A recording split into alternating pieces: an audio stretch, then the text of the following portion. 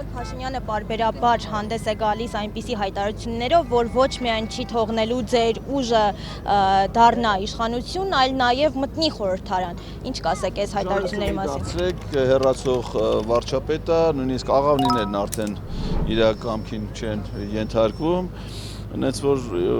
պետք չի դրան ուշադրություն դարձնել։ Նիկոլ Փաշինյանը չի որոշում, թե ժողովրդի իշխանությունում պիտի փոխանցի, դա հայ ժողովուրդն է որոշում, եւ կարծում եմ, որ ինքը որոշակիորեն սոցիոլոգիական հարցումներին ինքն էլ է տեղյակ եւ շատ լավ հասկանում է, թե մոտարապես ինչ որոշում է սպասվում հունիսի 7-ին, եւ այդ իր անհավասարակշիռ պահվածքը, որը իր խառնվածքի նաեւ դրսեւորում է, դրա պատճառն է։ Ուշացումի դարձիկ մի քանի օր է մնացել յոլա տանենք, այսքան վաղ յոլա տարել ենք, այդ մի քանի օրն է յոլա կտանենք։ Պարոն Ղազարյան, մայիսի 28-ի զորահանդեսին ինչ նպատակով էիք հանրապետության հրապարակում։ Իսկ թվաց թե զորահանդես, հա, դրա համար է եկել, ուզում էի տեսնել, ինչի պիտի չգայի, ամեն մարդ է կարա գա հանրային միջոցառում, մանավանդ որ հայտարարվել էր, որ զորահանդես է, բայց եկա պարզվեց ասма հաշվետվություն է, որ ինքը ինչ-որ հաշվետվություն էր ներկայացնում, հա, ասենք աղավնիների այդ գումարտակը, որ իմիջիալուց հետո թռան աղավները, ինքը չէր թռցնում, բայց ես մտածում եմ, որ դրանց հրամանատարը պիտի լինեն Ալփի Դավոյանը, նա 10 թվին առաջի փորձնական թռիչները ինքն է ապահով է աղավնիների, մտածում եմ այդ գումարտակի հրամանատարը ինքը լինի, բայց ինքը տրիբունայում էր,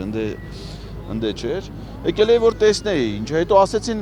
այդ զենքերը հիշում եք, ասաց 2 օր մնալու է Տիգրամես պողոտայի վրա, որ մարդիկ գնան նային, հաջորդ օր գնացի արդեն հավաքել էին, վախենում են էլ, ասենք, որտեղ որ մարդը գնա պիտի հարցնի, չէ, թե նա դա իսկական է, թե իսկական չի, կարա կեղծ լինի, չէ, կարա մարդը գնա, ենթադրենք հրետանի է, հարցնի այդ սպային, ասի շատ լավ, սա ենթադրենք տեսքից ահագին հրանոթի նման է, իսկ դուք արկեր ունեք, արկ, որ սա կարա երբևէ գործադրվի, որովհետև ռիսկեր կան, որ իրանք այդ հրանոթները ձեռք են բերել, բայց արկեր չեն կարողացել ձեռք բերել, ոնց որ են սուերի պատմությունը, այսինքն մետաղ է, էլի բավականին թանկ։ Իմաստը այդ դեպքում ո՞րն է ձեռք բերելու այդ։ Դե դա շոու էր, այսինքն քաղաքական նպատակ ուներ, բայց այնտեղ շատ վտանգավոր բաներ կար, եթե նկատեցիք մարտական դրոշն էին փոխել զինված ուժերի առանց որևէ մեկին հարցնելու, դրոշը փոխել նշանակում է մեր զինված ուժերի ամբողջ մարտական ուղին զրոյացնել, այսինքն ամբողջ հաղթական ճանապարհը, որ անցել է հայկական բանակը, դա իրանք մի կողմ են դրել առանց որևէ հանդիսավորության, այս մարտական դրոշ են փոխել, աստղերը հիմա փաստորեն այսուհետ մեր բոլոր սպաները կրում են ադրբեջանական եւ թուրքական ութանկյուն այդ ութաթև աստղեր, որը միայն մուսուլմանական երկրներում է։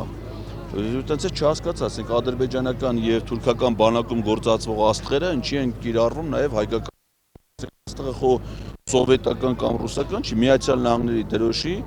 դոմինանտ սիմվոլն է, Եվրոպական միության դոմինանտ սիմվոլն է նաեւ, էլի։ Շատ վտանգավոր մեսիջներ կար այդ ցուցադրության ժամանակ, էլի։ Պարոն Ղազարյան, եւ ձերբակալությունները հասան արդեն ուժեղ Հայաստանի ավելի կարկառուն ներկայացուցիչներին, մասնավորապես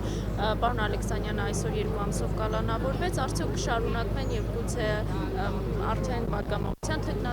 թեկնածուներին հասնեն կամ ինչ է կարծում ես մասով ինչ կկատարվի։ Պատգամավորի թեկնածու էլ կա, որի դեմ քրեական վարույթ է նախաձեռնված, մենք արդեն գիտեք այնքան սովորական բան է դառը այդ ձերբակալությունները, որ եթե մենք միայն դրանով զբաղվենք, ուրիշ ոչ մի բանով պիտի չզբաղվենք, որովհետև կանոնավոր կերպով երևի այդպես օր չկա, որ կամ հակակոռուպցիոն կոմիտեն կամ քննչական կոմիտեն որևէ ինչ-որ ձերբակալություն, հետապնդում, խուզարկություն, ինչ-որ բան չանեն։ Դա ակնհայտ քաղաքական հետապնդման դրսևորում, այսինքն այնտեղ ես վստահ եմ իրավական բաղադրիչ չկա ու չի կարա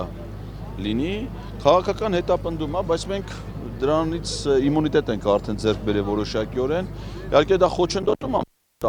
ընդհանուր կազմակերպական քարոզչական աշխատանքներին, բայց դե չենք ընկնում իրանց օրակարգի մեջ, շարունակում ենք նույն տեմպով աշխատել եւ վստահ եմ, որ մեր բոլոր տղաները, որոնք որ այդ ընթացքում եւ ոչ միայն տղաները, նաեւ երիտասարդ կանանց են ձերբակալվում։ Վստահ եմ, որ շատ կարճ ժամանակ հետո այս փոփոխությունները իրանց կբերի եւ ազատություն եւ ոչ միայն նրանց, այլ բոլոր քաղբանտարկյալներին, չասեմ, որ Սամվել Կարապետյանը խոստացել է համաներում իրականացնել եւ ոչ ծանր հանցագործությունների համար դատապարտված բոլոր մարդիկ են ազատության մեջ լինելու։ Պարոն Ղազարյան, եւ երեկվա հաղորդագրությունները չեն ազդի ելքի վրա ընտրությունների։ Իրանք փորձում են դա անել, որովհետև դա այնց քարոզչական իմաստ ունի։ Չի ասենք օրինակ ինչ է նշանակում ձայնագրությունը, որը օրենքով համարվում է նախաքննական գաղտնիք համարվող տեղեկություն։ Ձեռքբերման օրը հրապարակել է։ Իսկ ժամը 8-ին մտնում են մեր գրասենյակներ, 10-ին ժամը 12-ին հրապարակում են ձայնագրություն։ Ես այդ օրինակը բերել եմ։ Իմ նկատմամբ բռնություն էր գործադրել, տեսագրություն կար։ Բռնություն գործադրողներին չէին գտել։ Քննիչին միջնորդություն եմ գրում, ասում եմ, տեսագրություն հրապարակի, կարող է մարդ կա, ճանաչումը գտենք, չէին էր, ասում չէ, նախաքննական գաղտնիք է։ Եթե դա նախաքննական գաղտնիք է, մյուս դեպքում ինչ ես դու հրապարակում։ Ակնհայտ է, որ դա փորձում են քարոզչական բան անել, բայց այնքան պրիմիտիվ նյութեր է, որ լսողն էլ է հասկանում, որ աղճատված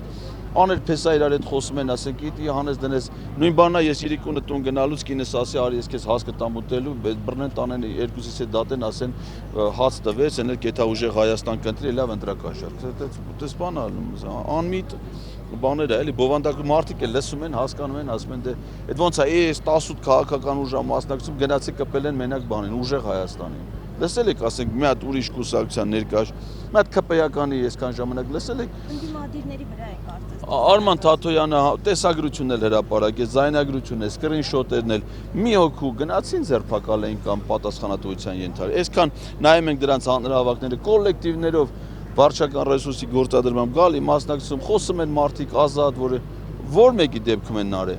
Իմացեք, եթե ընդհանրապես, եթե ընտրակաշառք որպես երևույթ լինում է, դրա մոնոպոլիան պատկանում է իշխանությանը։ Մենակ իշխանությունը կարող անի, իրանք էլ անում են։ Եվ 3 մասիսի դեպքը ոնց կմեկնաբանեք, պարոն Ղազարյան, երբ ուժեղ Հայաստանի համակերպների վրա էին հացել։ Դա մենակ Մասիսը չի, Մասիսում մեր կողմնակիցների նաև մի արտիկում չէ, կարծեմ, ընդեղ էլ Հայաստան դաշինքի ներկայացուցիչի վրա են սանձարձակություն է, դա ամենաթողության մթնոլորտ է, հենց այդ է, էլի, որ իշխանության ներկայացուցիչները պատասխանատվության չեն ենթարկվում։ Հետո իրանց շարքերում էլ, ասենք, տեսել եք, էլի ինչ տեսակի մարդիկ, ասենք, դրանց պատգամավորի տեխնացուն, որ Վիլեն Գաբրելյանն էլ, հիշում եք, Գյումրիում ինչ գաստրոլներ էր անում, էդի դրանց էլիտան է, հələ վարչության անդամ, պատգամավորի տեխնացու, դա ասենք պատկերացնում եք, չէ՞, դրանց շարքերում ինչ վիճակ է, էլի, երևի Տելեգրամյան ալիքի հիմնական գնորդներն են դրանք, էլի, Տելեգրամով ապրանք ծախում։ Դա պարզ է, այդ վիճակում գտնվող մարդիկ էլ ինչ սանձարձակ իմանալով, որ իրանք անպատիժ են մնալու, ինչ սանձարձակություն ասես, կան Մասիսում բանը չէ, կարծում դե երկրապահի, երկրապահը բան հայերի վրա է հարձակվում, երկրապահը իմացել ենք, որ ժամանակին թուրքերի վրա էր հարձակվում։ Հələ մի հատ գնա ասենք թե Մասիսի երկրապահը, հələ մի հատ գնա Գորիսի Կապան ճանապարհը թուրքերը կանգնել են։ Հələ մի հատ գնա հարձակվի ընդ այդ կոմանդոյի զինվորները, տենամ կարաս հարձակվել։ Հա? Դա մեր պահանջն էր այդ ճանապարհը Գորիս Կապան։ Դե Բաղալեն Սիմոնյանը դրա համար էլ ես այդ հենց նույն դեպատի ժամանակ ասացի, որ ինքը ակնհայտ պետական դավաճանության ենթադրել հանցանքով պիտի մեր բանտի կոնտինգենտի առարկա է։ Բաժանորդագրվեք Արմատ մեդիայի ալիքներին սոցցանցերում։ Հետևեք մեզ նաև Armat Media AM կայքում։